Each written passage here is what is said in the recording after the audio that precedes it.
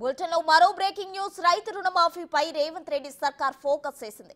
August 15 నాటికి రుణమాఫీ చేస్తామని పార్లమెంట్ ఎన్నికల్లో ఇచ్చిన హామీ ప్రకారం అమలు చేయడానికి నిధుల సేకరణపై దృష్టి పెట్టింది. అయితే రైతు రుణమాఫీ పథకం నిజమైన అర్హులకే చెందేలా ప్రభుత్వం చర్యలు తీసుకుంటుంది. ఒక్క పేద రైతు కూడా రుణమాఫీ పథకానికి దూరం కాకూడదని సీఎం రేవంత్ రెడ్డి నిర్ణయించుకున్నారు. అదే సమయంలో ధనికులను, ఆదాయ వనరులు పుష్కలంగా ఉన్నవారిని రుణమాఫీ పథకం నుంచి తొలగించే ఆలోచన చేస్తున్నారు.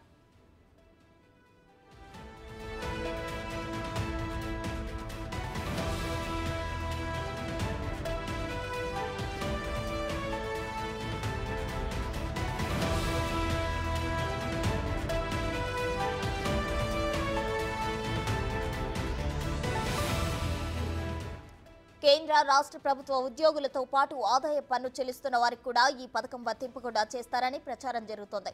మరోవైపు మంత్రులు, ఎమ్మెల్యేలు, ఎమ్మెల్సీలు, జెడ్పీ చైర్పర్సన్లకు రైతు రుణమాఫీ ఉండదని తెలుస్తుంది. ఇలాంటి వారిని తొలగిస్తేనే నిరుపేదలకు, చిన్న సన్నకారు రైతులకు న్యాయం జరుగుతుందని రేవంత్ రెడ్డి అభిప్రాయపడుతున్నారు.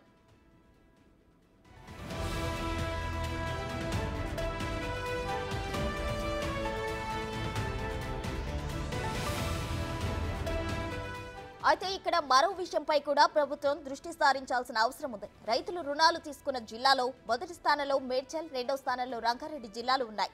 ఈ జిల్లాల్లోనే ఎక్కువ క్రాప్ లోన్లు మంజూరు చేసినట్లు బ్యాంకులు చెప్తున్నాయి. అంటే బ్యాంకర్లు లెక్కల ప్రకారం హైదరాబాద్ మహానగరం వ్యవసాయంతో కలకలలాడుతోంది. అయితే అందులో ఎంతవరకు నిజముందో ప్రత్యేకంగా చెప్పాల్సిన అవసరం లేదు.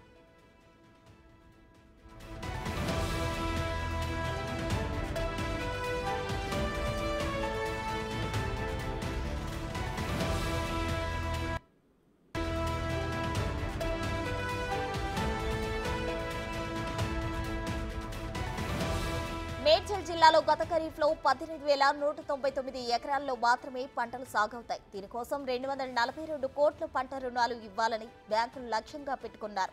కానీ ఆ జిల్లాలో 2,386 కోట్ల రూపాయలకు పైగా పంట రుణాలు ఇచ్చారు. అంటే పెట్టుకున్న టార్గెట్ కంటే సుమారు 1000% ఎక్కువగా ఇచ్చారు. 180,000 ఎకరాలు సాగు భూమికి ఇవ్వాల్సిన రుణాలు మేడ్చల్ జిల్లాలో మంజూరు చేశారు. రియల్ ఎస్టేట్ భూములకు, ప్లాట్లకు కూడా క్రాప్ లోన్లు ఇస్తున్నారు. అంటే వ్యవస్థల్లో ఉన్న డొల్లతనం ఏంటో అర్థమవుతుంది. రాష్ట్రంలో రైతులకు ఎంత మేర లోన్లు ఇవ్వాలో బ్యాంకులు ముందుగా నిర్ణయించుకుంటాయి. అంతకు మించి ఒక్క రూపాయి కూడా ఎక్కువగా ఇవ్వవు. ఇలా రియల్ ఎస్టేట్ భూములకు రైతు రుణాల ఖాతాలో లోన్లు ఇస్తే గ్రామీణ ప్రాంతాల్లో ఉండే నిజమైన రైతులు అన్యాయానికి గురవుతున్నారు.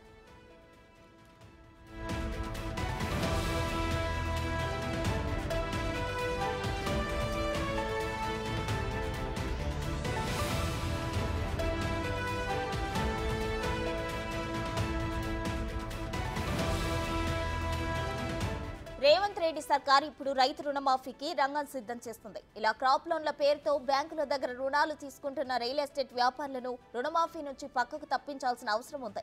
అయితే ఇప్పటికే రేవంత్ రెడ్డి టేబుల్ పై ఈ సమాచారం ఉందని తెలుస్తోంది. ఇలా అక్రమంగా రుణాలు తీసుకుంటున్న వారికి రుణమాఫీ వర్తించకుండా ప్రభుత్వం ప్రణాళిక చేస్తున్నట్లు సీఎంఓ వర్గాలు చెబుతున్నాయి.